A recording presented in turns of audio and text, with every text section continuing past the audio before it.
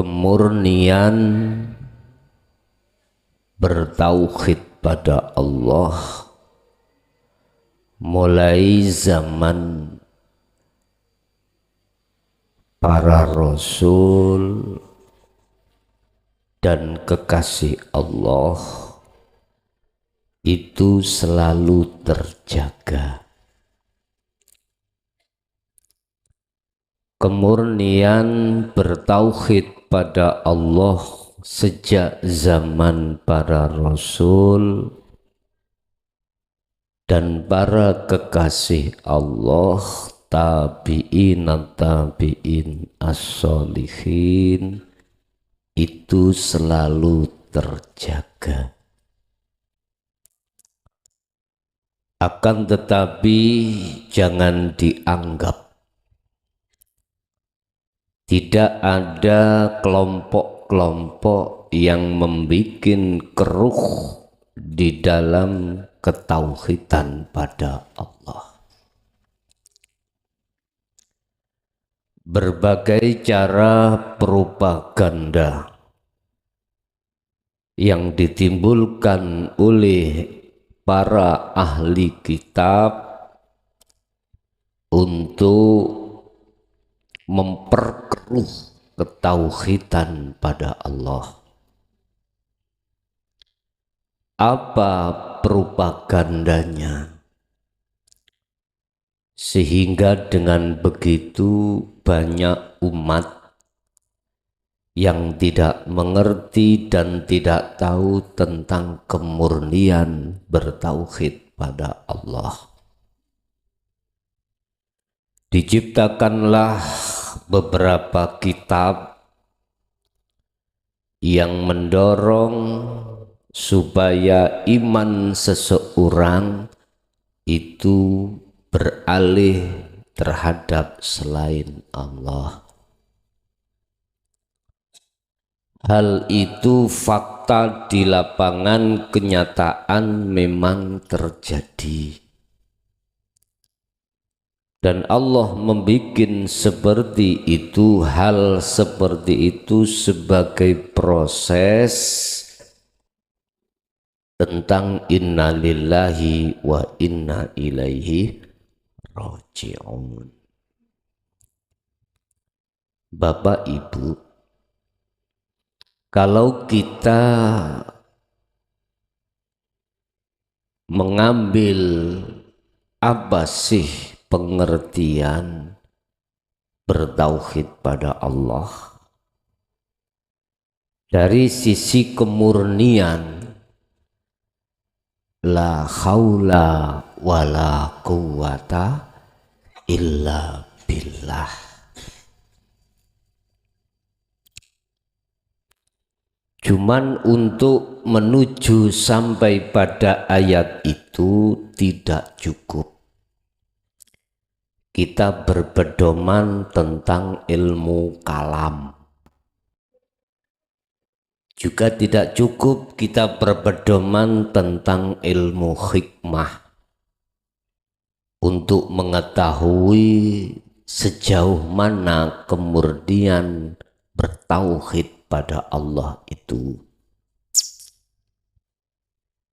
Di dalam ilmu tentang kalam diajarkanlah kita bagaimana cara membaca Al-Quran dengan benar. Di dalam tentang ilmu kalam, bagaimana cara kita bersolat secara fisik, tentang ilmu fikihnya. Di dalam ilmu kalam, di situ akan menjelaskan bagaimana kita menjalankan sesuatu secara fisik berdasarkan hadis dari Rasulullah, baik sahih maupun hasan. Di dalam berkalam, ketika kita mengadakan hablum minan nas, itu diajarkanlah ilmu adab toto kromo taklim muta'alim. untuk mencapai kemurnian terhadap Allah, kemurnian bertauhid pada Allah, gak cukup kita fasih alim di dalam ilmu kalam saja, tidak cukup. Sebab di dalam tauhid itu sudah tidak menganggap lagi selain Allah itu bisa bermanfaat dan bisa mendatangkan mudarat. Jadi tauhid yang murni sudah tidak menganggap selain Allah itu yang berperan. Ini tauhid yang murni. Untuk mencapai hal itu tidak cukup kita paham fasih dengan ilmu kalam. Belum. Dan juga kita tidak cukup paham dan alim tentang ilmu hikmah. Apa ilmu hikmah? Ilmu hikmah itu ada macam dua. Ada hikmah di dalam makom mukasyafah, ada hikmah di dalam makom musyahadah. Hikmah di dalam makom mukasyafah itu masih kebukanya sirnya makhluk atau gaibnya makhluk. Di dalam hikmah musyahadah kebukanya ilmu tentang sirnya atau rahasianya atau samaring Allah, samari Allah, karena itu masih ilmu.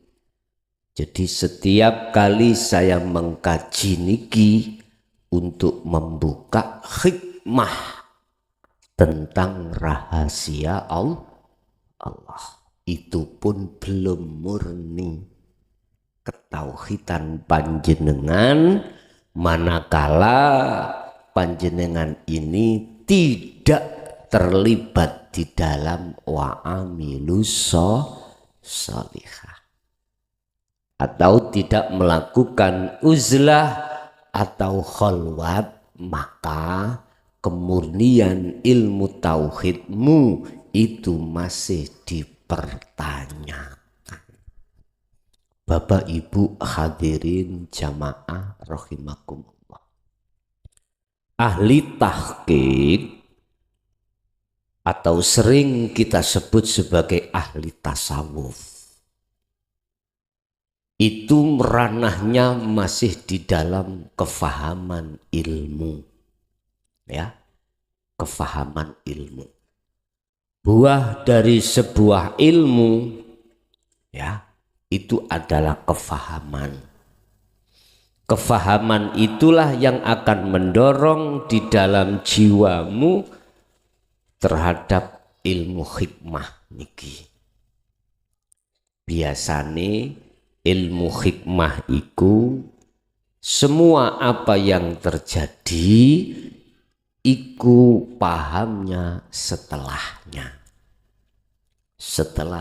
oh tiba-tiba Allah, setelahnya sesuatu yang sudah terjadi.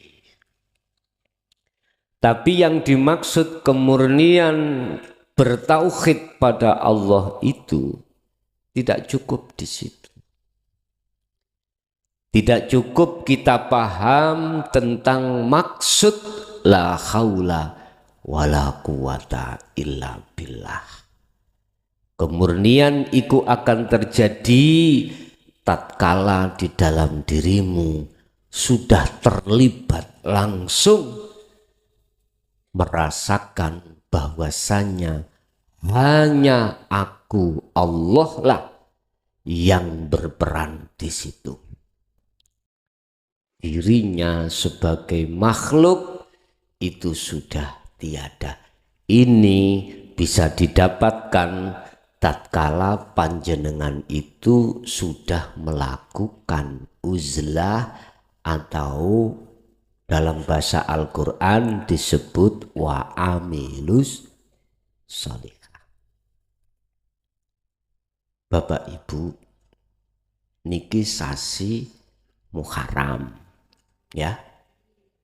Jawa ni ngarani satu suro. Biasanya wong-wong itu podo ngumbah keris. Wis kari ndelok keris sampeyan keris kala munyeng apa keris naga sasra terserah. Keris napa Pak? Kala munyeng apa?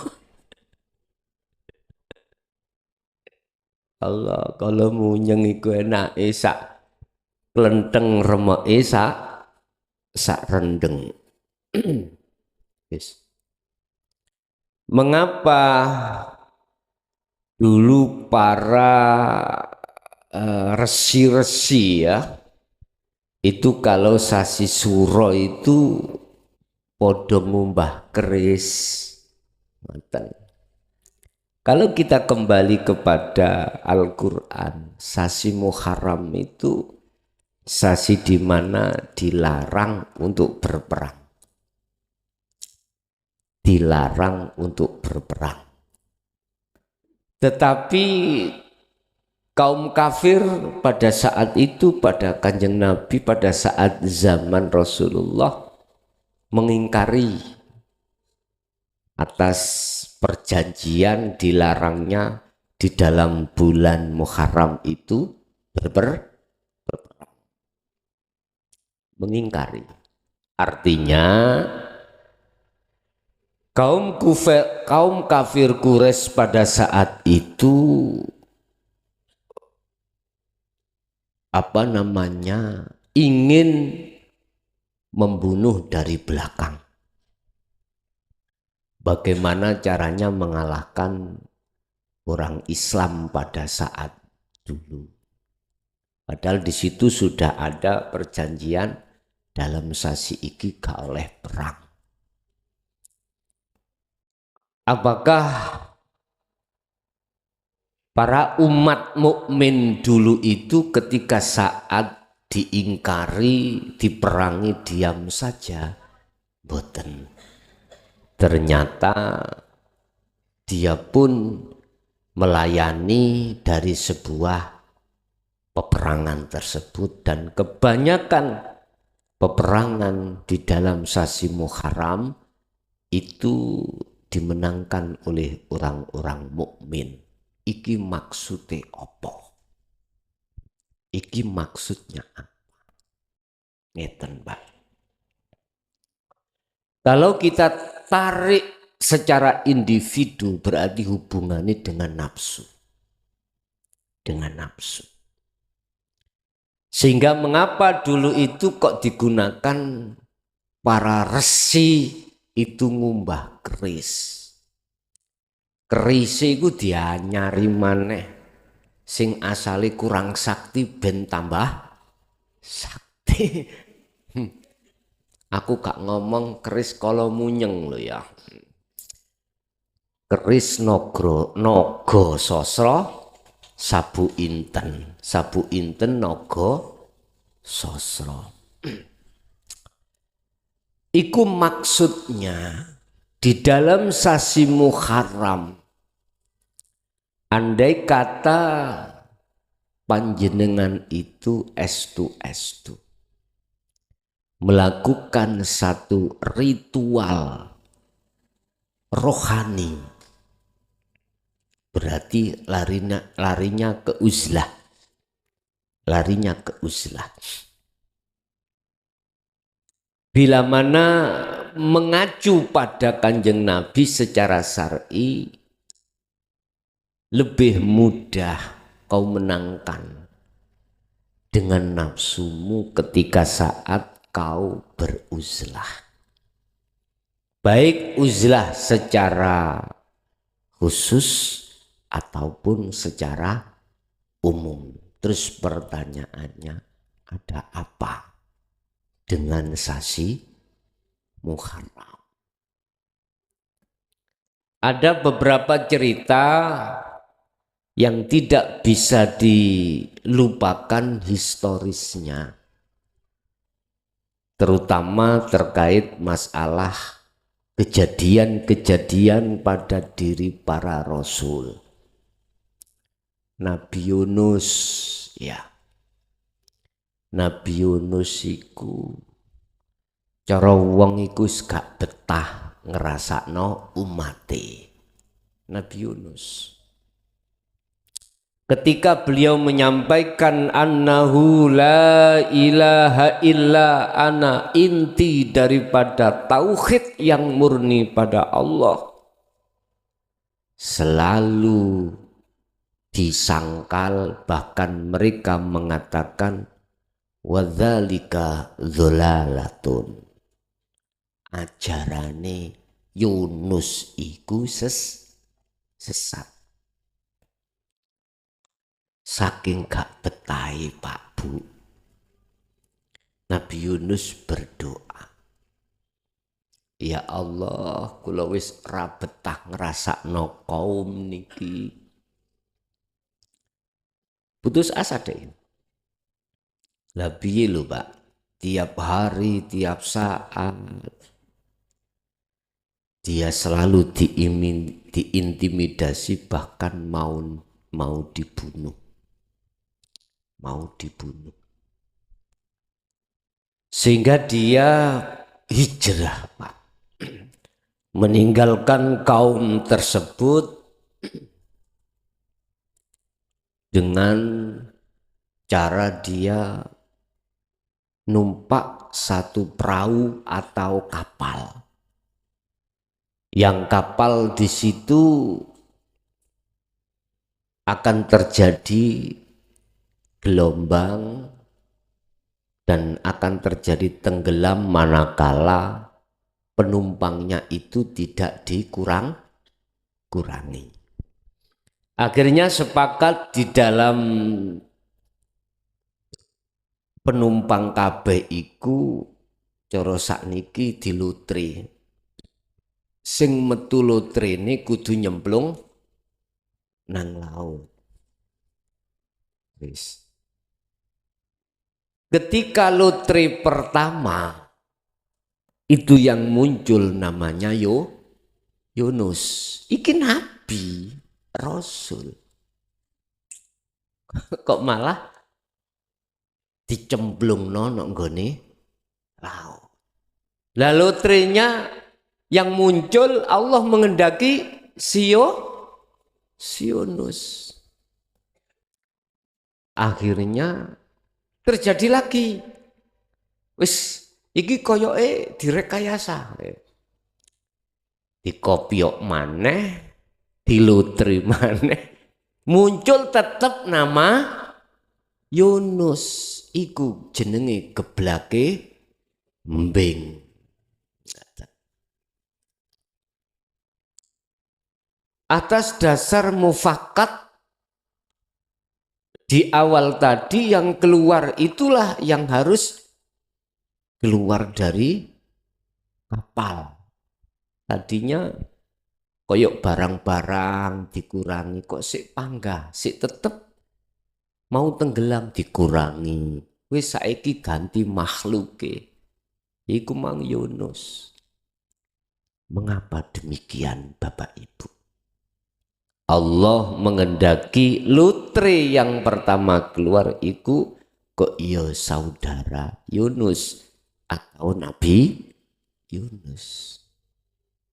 Ini kalau saya kaitkan dengan apa yang dikeluh kesahkan Nabi Yunus secara sifat basariyah, Nabi Yunus pernah gayati loro nang Gusti Allah. Lu Gusti Allah ndek ati ngono ta, kok atine loro. Ya gak ngono. Maksude Yunus pernah mengeluh terkait adanya hamba atau kaumnya itu mayoritas menolak ajaran Nabi Yunus. Sehingga mengapa Muhammad ditegasno Allah, diberi Allah wahyu tentang hal itu di dalam surah Al-Baqarah. Berbunyi, la ikraha fiddin. Bahasa kasari Gusti Allah ngomong, Muhammad, ajaran sing kok gowo iku nggak ada paksa. Jangan kau mengeluh terhadap kaummu, umatmu yang mengatakan ajaranmu iku gak bener. Jangan. Kasarane ngomong, Pak Bu, jenengan nek dilokno wong sing idek sampean, kuwi ngaji nang Jawa Baru iku sesat.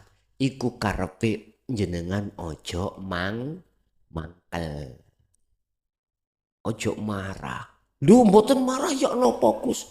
Sing dicandak-candai jeneng sampean.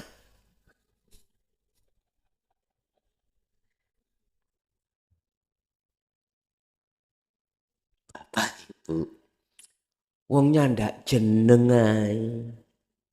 Wong gak babras ya ora apa-apa. Gak ngoten nggih. Yus babalah. Nyandak jeneng, nyandak ajaran, wong gak krowak ae kok. Dilokno mboten krowak. Loh. Dihina tentang ajaran tidak hanya ditolak tapi bahkan dikatakan dalikal dolalatun. Iku gak bener, iku sesat ajaran iku. Sing bener iku ajaran iki lho. Nah. Bapak Ibu, secara tidak langsung ceritanya Nabi Yunus itu sebagai contoh tamsil terhadap generasi berikutnya yang nantinya diperintah Allah untuk menyampaikan dinul haq. Ojo ono unsur pemaksa. La ikraha fiddin. Enggak ada paksaan bagimu untuk mengikuti ajaran dinut tauhid iki. Bapak Ibu, kula sering dapat curhat ya.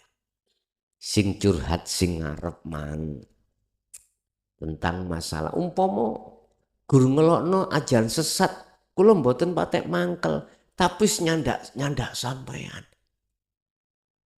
Apa masih nyandak aku lho gak merasa kecanda. Aku ning omah yo gak dicandak-candak kok, ngoten to. Yes ben. Loh, iku ada pelajaran apa? Pelajaran untuk membimbing kita belajar siji. Untuk sabar. 2. Untuk tidak putus asa. Ketiga yang terakhir mengajarkan iman sampan kali kulo ini biar tidak iman terhadap selain Allah yang segala-galanya. Apakah yang berperan, apakah yang mengendalikan, apakah apapun. Nah, jadi kemurnian dalam satu tauhid itu letaknya kuncinya sudah pegang sirul asrar atau belum. Kalau belum Pak, kepleset, sumpah kepleset. Ilmu hikmah kita tentang dimusyahadah ilmu tauhid koyok awak dewi nang Allah pungkasane ketelekung tengah dalan. Ngerti ketelekung nggih? Kebegal, kecegat perkara-perkara yang menghujamkan dalam hati untuk beriman terhadap selain Allah. Contoh loh iki, contoh. Ketika saat iki belum bersirul asrar, belum nggak ada sirul asro belum. Sedoyo Pak nyun sewu. Baik di dalam ilmu kalam. Iku kan merujuknya katanya nyembahi kanang Allah. Lah ngeten nggih. Atau ilmu hikmah nyembahi kanang Allah. Lah ngeten nggih. Di dalam ilmu syariah kita, apa tujuanmu itu sholat? Ya nyembah Allah. Lah ngeten nggih. Oke. Di dalam kita berilmu di atasnya juga begitu. Apa tujuanmu suluk? Ya wusul nang Allah. Bapak Ibu, jikalau panjenengan estu belum memegang kunci musyahadah, babul musyahadahnya ini, secara sistem dan ilmu nggak mungkin. Mohal kita tidak ketelikung atau terhalangi, nggak mungkin.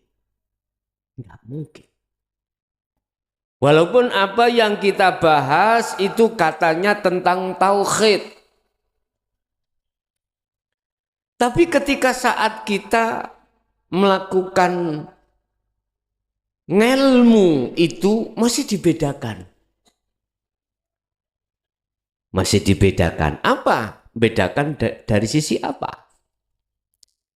Artinya masih menyinggung masuk dalam ranah kudrat dan irodahnya Allah.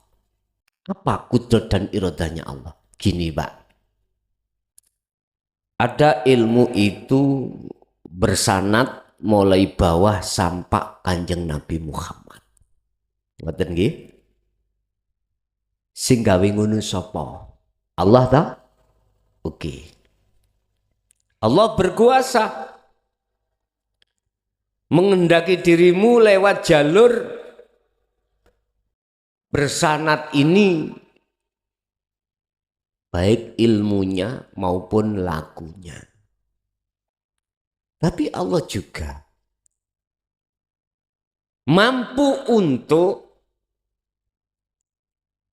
mendidik satu hambanya yang tanpa melalui si A, si B, si C sampai si Z, enggak.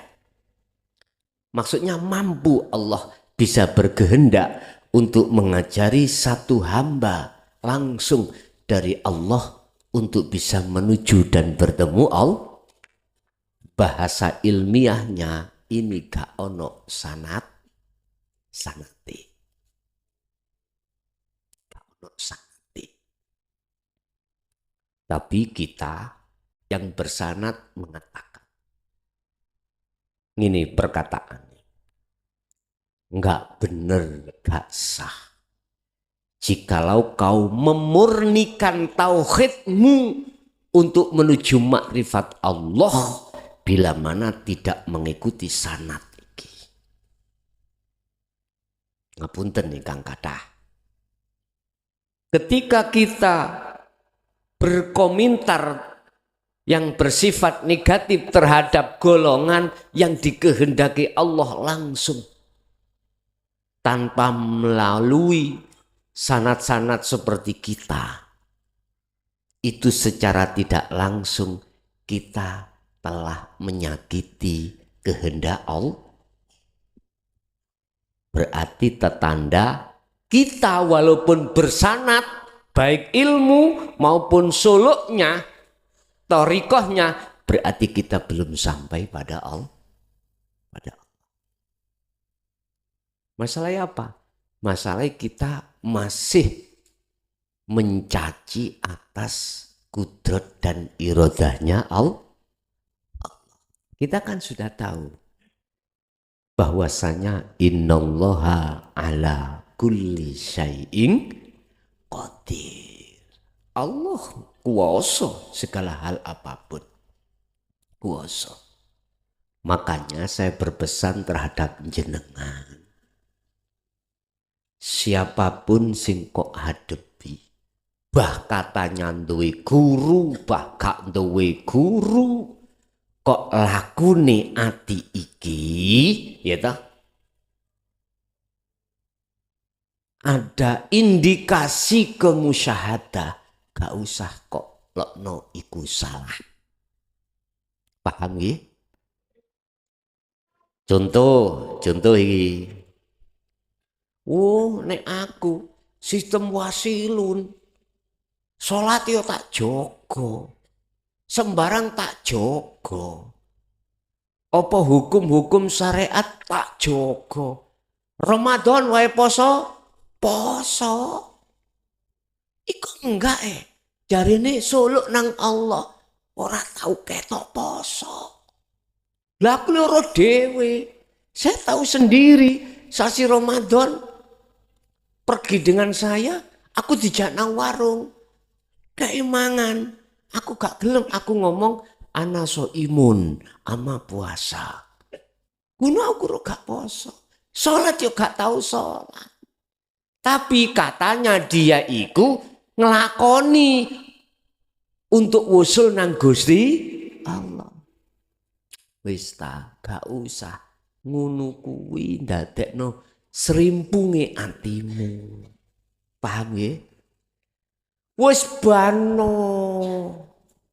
Bah kae sing model kuwi, bah jenengan modele gak padha mbek kae, gak usah sampe nilokke.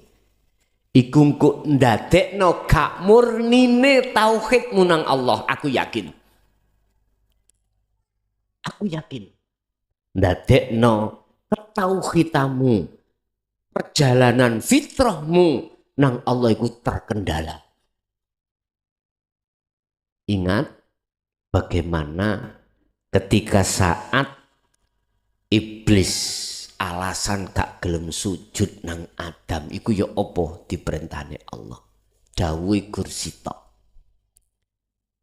Ana khalaqtani minan nar wa khalaqtahu min tin. Kula niki kan sampean dadekno, sampean jadikan dari geni atau apa bahasa Indonesia geni? Api ya Allah. Sedangkan Adam kau jadikan tanah liat. Lebih baik mana? Masa sih saya yang lebih baik sungkem sujud nanggone yang tidak baik? Kan hanya gara-gara itu toh. Rumongso bener dewi. Iblis rumongso luweh abi.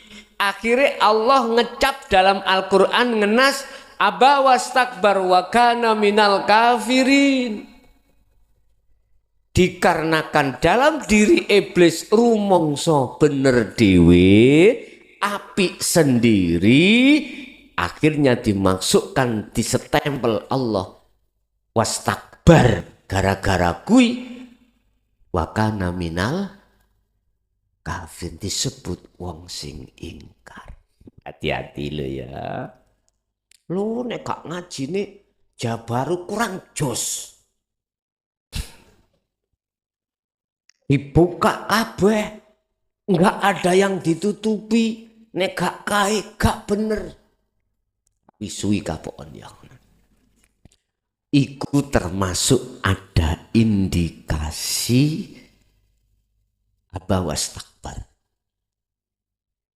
Luwe apik katimbang lain dan lain sebagainya. Hati-hati.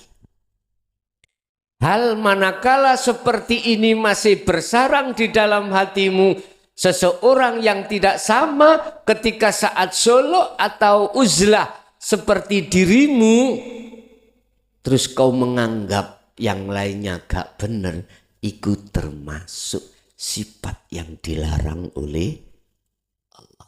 Sehingga mengapa saya buka tentang sirul asl ini semata-mata untuk menekan perkara sifat takabur, sifat luweh api di dalam hati panjenengan biar enggak ada. Sehingga hanya beriman mengatakan sing lewat kai, sing lewat kini kabeh iku ya sing berperan Gusti. Wis ana kono lho dulur. Sebab fungsi daripada sirul asal pertama adalah membuang jauh-jauh, membakar, menghanguskan sifat-sifat yang tercela. Di samping itu menghilangkan iman yang selain pada Allah. Jadi iman ning ati penemu ning masih ada selain Allah. Isis iki sebab angin. Iku penghalang hatimu tidak bisa sampai pada Allah. Bisa. Hatimu kalau beriman masih ada iman walaupun sekecil dzarrah, sekecil biji sawi ya. Kecil. Mengatakan selain Allah yang berperan, maka jangan harap bisa dirimu sampai pada Allah. Enggak bisa. Tidak bisa. Itu harus sampai bakar, harus sampai bumi hanguskan. Tidak boleh bersarang di dalam hati. Enggak boleh. Dan ini bisa akan hilang hanya dengan satu cara. Watifahkanlah, istiqomahkanlah, terus lakukanlah adzikru bisiril asror. Memang di dalam Al-Quran tidak dijelaskan Al-Quranul Karim tentang adzikru bisiril asror, tapi ketahuilah bahwasanya apa ilmu kalam dan ilmu hikmah yang tertera di dalam Al-Quranul Karim itu tembung isaroh dan sanepan. Apa isaroi? Wadhkur isma rabbika. Wadhkur do dzikira sira kabeh. Wadhkur do dzikira Muhammad isma rabbika ing jenenge pangeranmu. Pangeranmu sapa jenenge Muhammad? Allah. Allah niku pangeranmu. Wadhkur berzikira ilingo Muhammad dengan menyebut nama Tuhan. Nama. Berarti Allah itu berarti sejobo. Dulu pernah ditanyakan, ada tauhid tingkatan la ilaha illallah. Nama toh? Nama. Oke, naik sedikit la ilaha illa huwa. Dia. Dia berarti ono mukhatab. Mukhatabnya mudzakkar. Mudzakkar berarti lanang. Apa Gusti Allah lanang? Menunjukkan mufrad sendiri. Yo gak ngono rek. Allah gak lanang gak wedok. Nah terus gak lanang gak wedok terus apa? Iki nek ilmu kalam iku ngono mbah bulet. Kaya entute hansip ya. Bulet. Pun ikut tingkatan tauhid di dalam thariqah sehingga ada istilah suluk sisalik itu berarti perjalanan. Dia berarti masih jauh. Dia itu berarti tidak di depan. Nek kita mengatakan dia mukhatabe, dia sana, berarti di sana. Mbuh di sana iku endi? Makanya ojo heran. Aku kabeh apa jari sing ngecet nduding mendukur. Kan adoh, Pak. Kan bisa jadi mendung, lintang, matahari, layangan pedot. Bisa toh? Loh, prosesnya Nabi Ibrahim mencari Allah, mencari sejatine Allah ya seperti itu. Yang Quran sampai buka. Bengi ketinggal bulan. Iko be Gusti Allah iku. Aku jenenge Allah, tapi iko be wis. Terus tafakur iku. Lho kok ilang nek awan? Ganti matahari. Oh mungkin itu, ndelok kok panas. Terus tiba maghrib, lho kok gak ono. Mestine Gusti Allah iku ya selalu kekal. Selalu ono, iki kok ono gak ono iku piye? Bingung Nabi Ibrahim. Duh, diajari Allah langsung tentang ilmu hikmah untuk menuju musyahadah. Meniku jawabane saiki sing gak seneng. Iku lah nabi, rasul, otomatis ya langsung sing ngajari Allah. Wa 'allama Adamal asma'a kullaha. Nabi Adam wa 'allama lan mulang sapa Allah Adama ing Nabi Adam mulang asma'a ing piro-piro jeneng. Artinya hikmah itu jenengan diwulang Allah tentang rahasia-rahasia sir-sirnya ilmu hikmah untuk menuju pada Allah. Cuman koyo jarine teko mukhlas. Enggak. Jari teko murus. Enggak. Iku langsung Gusti Allah. Nek mandang panjenengan iku dari sisi makhluk, iman sampean cidro. Nek iman sampean cidro, mesti pujiamu iku ya cidro. Apapun delok sumbere. Nek sumbere api, sumber banyu iki api muncule banyu. Sumber. Mojokerto aku yo gak ngejokno, Mojokerto banyune seger-seger. Apa maneh daerah pegunungan. Aku gak ngomong tidak bicara tentang perkotaan lho Pak ya. Kula selamanya gak tahu duwe lara godhek ya. Basa di penjara, gatelan. Lho nggih, mulih tik blentong-blentong sebab ning kutha tuyone iku sudah terindikasi kalih apa bakteri-bakteri. Kutha kan ngono, Pak. Di samping dekat pabrik juga kan limbah-limbah kathah toh.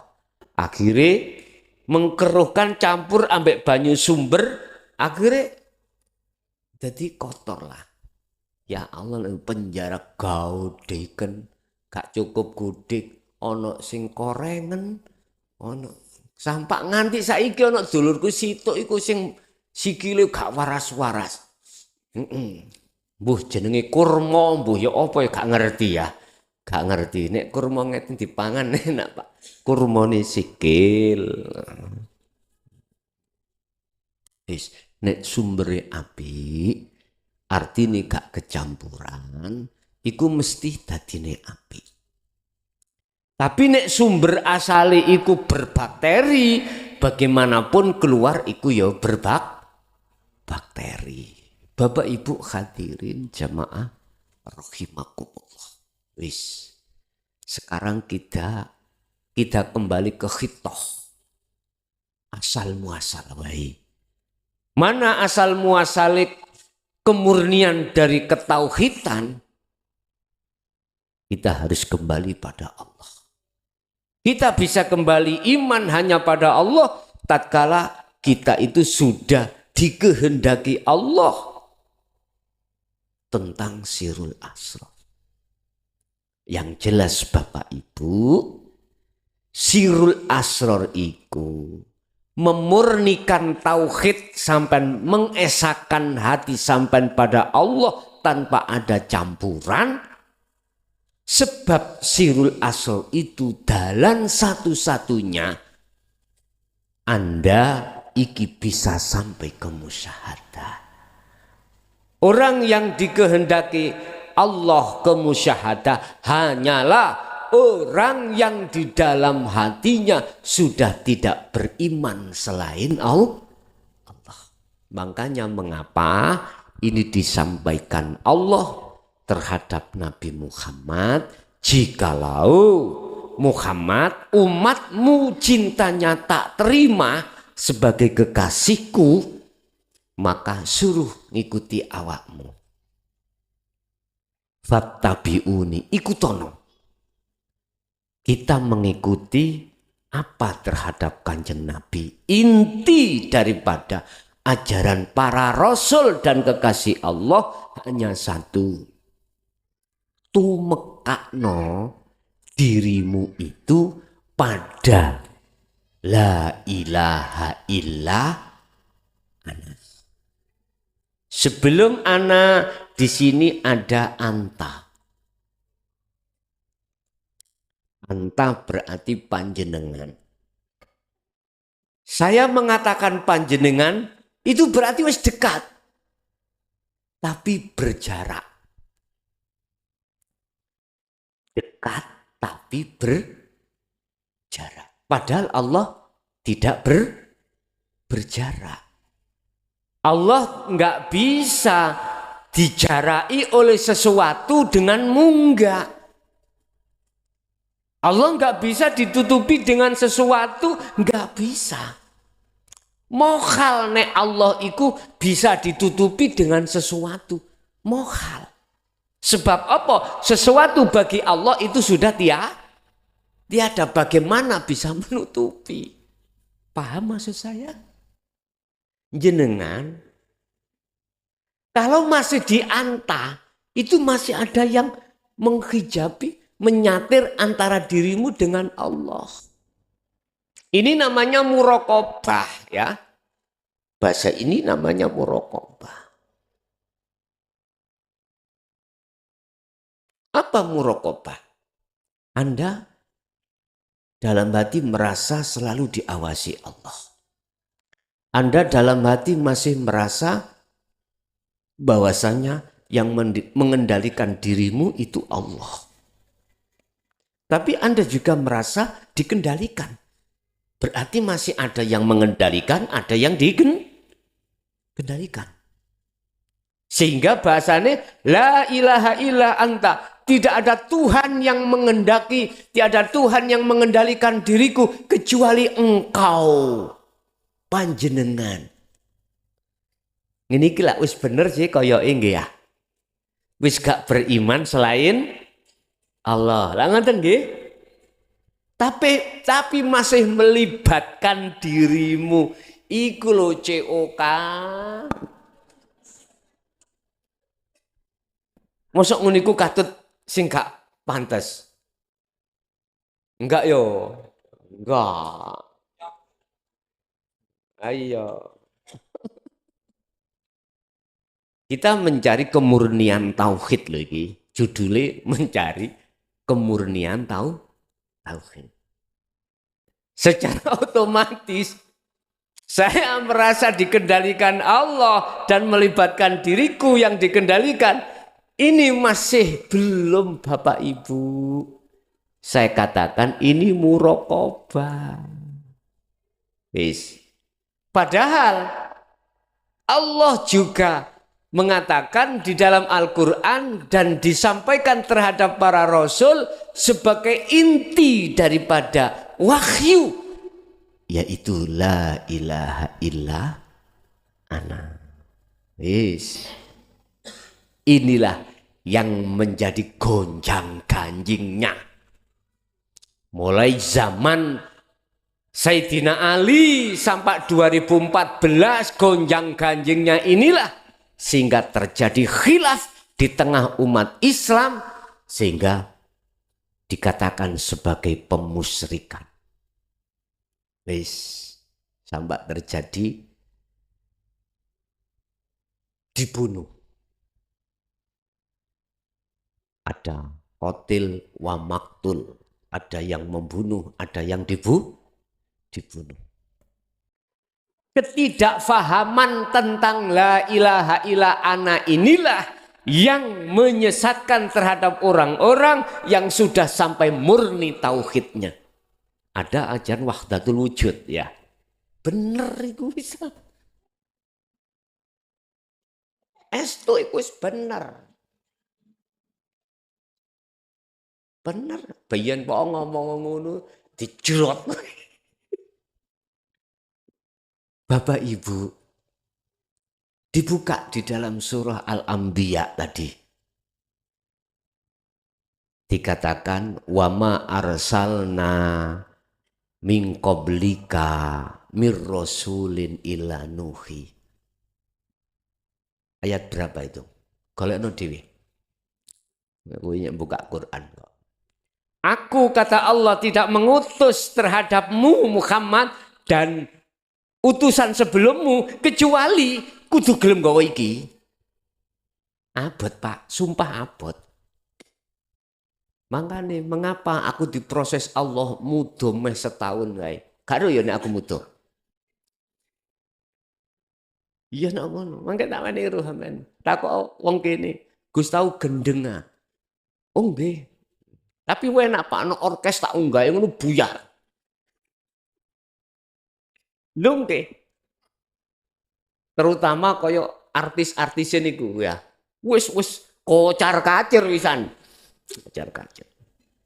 Niku ndelalah ana artis nganti saiki tak goleki durung ketemu. Lari Mojokerto, dereng ketemu nganti saiki. Ngeten. Bengi mari melayu ya, tak unggahi melayu, isuke goleki aku. Nah, berarti kan nganggep aku waras lah ngoten ya. Lho estu goleki iku lho Pak. Tak temoni. Tapi tak goleki nganti saiki wonge gak ono, mbuh nanti. Mbuh. Iku nek gak cocok, gak klik, gak mungkin goleki. Nek gak klik lho jelas, wong gendeng wis sial iki. Gak lidok, sial temenan, gak bayaran. Buyar misalnya. Loh, mengapa Allah memproses saya seperti itu? Untuk siap. Ketika saat menjelaskan innal la ilaha illa ana itu pasti nanti dikatain kau orang edan.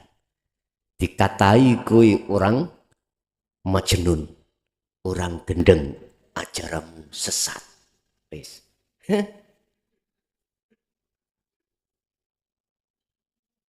Kula nggih kadang heran. Ngarane aku gendeng kok dipilih dadi lu.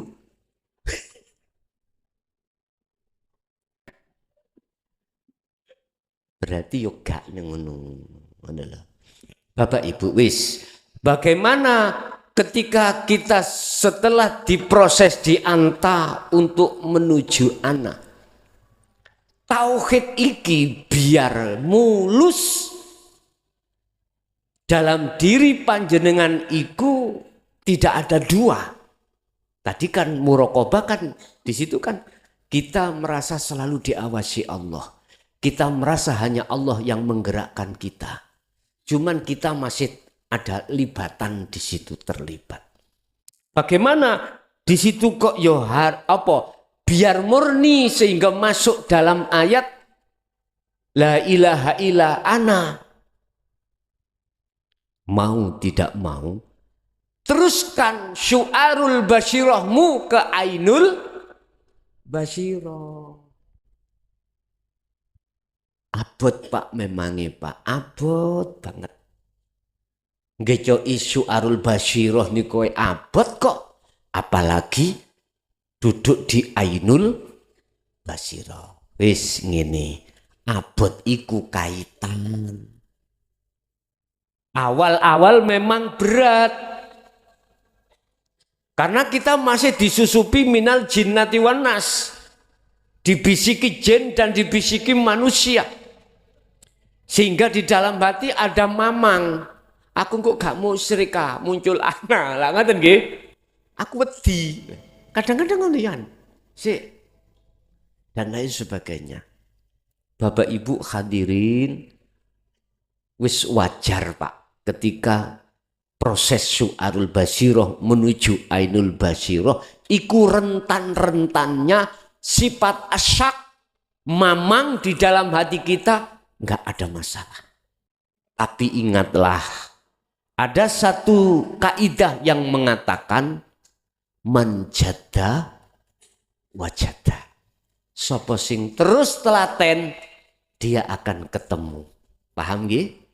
Wis urusan bah iki dilokno sirik, bah urusan iki dilokno sesat, wis gak usah kok lebokno kuping, mlebu nang ati gak usah. Biarkan masuk telinga kanan, keluar kiri, gitu aja.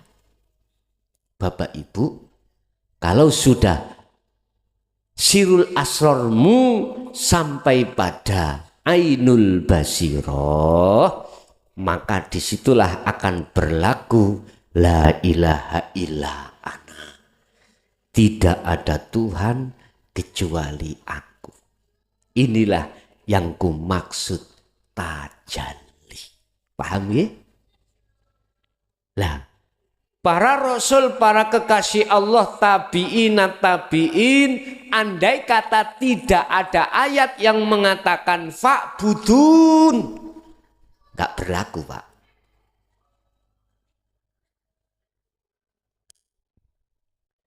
Setelah ayat la ilaha illa ana, itu ada terusnya, Pak. Apa? Fa'budun. Iki wahyu yang tak berikan terhadapmu Muhammad sampai no ngunu boso disampai no. Inilah maksud fa'budun. Padha nyembah sira kabeh ing ana. Ngono Bapak Ibu, tidak akan muncul tajalli dalam hatimu, hati siapapun, manakala tidak mengikuti ini. Mboten saged. Tahu bahasa sederhana, sholatmu tidak akan pernah benar, alias pasti asal sholat, asal-asalan, manakala kau tidak masuk di dalam la ilaha illa ana. Jelas? Kemurnian tauhid duduknya ada di situ. Duduknya ada la ilaha illa ana. Pun ketemu ayat piro niku wau? Al-Anbiya wau. Pun ketemu dereng? Mboten ketemu. Singitan deh. Karena Al-Anbiya ya golek ono liyane Al-Anbiya. Yang jelas ada itu. Entah di surat apa. Bapak Ibu. Nah, untuk mencapai kronologi tauhid murni iki, otomatis kita itu melalui dulu la ilaha illallah. Di dalam syariat, nggih, la ilaha illallah. Di dalam thariqah, makanya mengapa zikir di dalam thariqah siri iku hu Allah, huwa Allah. Maksudnya hu iku huwa dia Allah. Terus kalau sudah masuk di dalam la ilaha illa anta, iku prosesnya sirul asra di dalam syu'arul basyirah, proses tahalli untuk menuju tajalli. Kalau sudah ditajalli, maka itulah kemurnian ketauhidan terhadap Allah, la ilaha illa ana. Lah ini nek digonan jaba ora ana pangeran kejaba aku. Ya aku iki lah iki sing garekno munyeng niki. Munyeng wong sing ana nisar iki lho, Pak. Sing ana la ilaha illallah, la ilaha illa huwa, la ilaha illa anta. Munyer nek sing anta mboten sepira munyer, si angen-angen. Paling mek ngene kok kendel ya iki ya. Jane bener. Tapi kok kendel. Ngono. Tapi sing ana nisar Allah ambek huwa. Dzalika dhalalah, ajaramu iku wis saiki nek zaman wis 2014 wis rodok kendel kabeh wisan. Wis rodok kendel. Cuman untuk mencapai kemurnian tauhid iku belum. Masih sedikit sekali. Cirine nek wis mencapai kemurnian tauhid iku, Pak, ya. Enggak gampang maidu kehendak Allah. Sementara kehendak itu yang tidak sama pada diri kita. Contoh itu tadi loh Pak. Apakah ini ilmu dan lakunya bersanad apa enggak? Nah, itu masih fanatik di situ. Padahal ingat Allah itu kuasa menghendaki hambanya langsung diajarkan tentang babakan ilmu tauhid, ya, ilmu rahasia Allah tanpa melibatkan figur-figur ahli sufi yang bersanad. Bisa jadi. Siapa yang dikehendaki Allah seperti itu sangat jarang sekali. Sehingga kita mengatakan, wah itu gak bener. Ya nek zamane para nabi, para rasul, wong zamanmu iku zaman apa? Zaman kita itu wesik duduk wahyu. Kok ngomongi wahyu keliru wis lah. Di situ bentuk kalau kita maidu atas kehendak dan takdirnya Allah. Tapi kalau sudah sampai pada anak, nggak akan mungkin Pak menyalahkan terhadap apapun dan siapapun. Bah Anda berjalan ke Jakarta lewat daratan, lewat lautan, lewat udara, silakan. Bah Anda pakai mobil, bah Anda pakai berjalan kaki, silakan. Kalau yang sudah di sana pasti tidak akan menyalahkan. Tapi yang masih berjalan pasti si waduh nyalahno. Ya enak lewat pesawat cepet lah ngono nggih. Jare sing nisor lewat nang darat. Lho pesawat tiba pisan hancur. Lah ngoten nggih. Gak iso rokokan, enak awak dhewe lewat darat mobil sepedaan. Iso standby nang gone penginapan rokokan, nyantai. Jare sing laut, oh gak iso. Enak ning laut iso mancing. Daratan, mancing apa? Gak iso. Wis ta Pak, nek dalam perjalanan akeh-akeh iku tukar. Ngepikno jalane dhewe, nyalahno jalan orang lain yang tidak sama dengan jalan kita. Dengan alasan sanate gak mutasil lah, kurang jumhur lah, gak bersanad lah. Seperti itu Pak, memangnya seperti itu. Jadi gawani wong melaku yo nukui. Coba sing podo ambek sampean, cocok. Ya iki cocok, wis bener kok kene yo. Ya bener. Gak rewe gendrowone wakeh. Insyaallah. Nggih Pak. Gak tutuk Jakarta mbaulet ayo nek ngene Cirebon.